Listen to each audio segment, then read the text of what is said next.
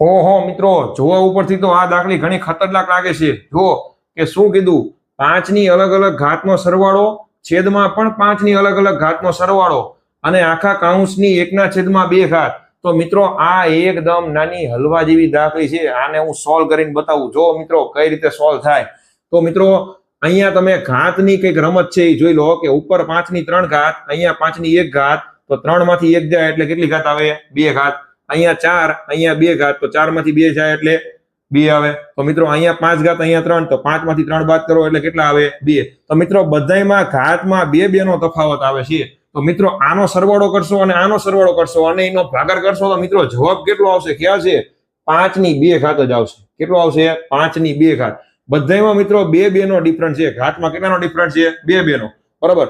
અને આનો સરવાળો અને આનો સરવાળો ભાગાકાર કરો એટલે 5 ની 2 ઘાત આવશે। હવે મિત્રો એની કેટલી ઘાત છે? 1/2। હવે મિત્રો ઘાતની પણ ઘાત હોય એટલે ઘાતનો ગુણાકાર થાય। એટલે મિત્રો અહીંયા 2 ઉપર અને 2 નીચે એટલે 2 કેન્સલ, એટલે 5 ની 1 ઘાત એટલે મિત્રો કેટલા આવે? 5। એટલે આપણો જવાબ કેટલો આવે? 5। તો મિત્રો આવી નાની નાની દાખલી શીખવા માટે આપણી ચેનલને ફોલો કરો।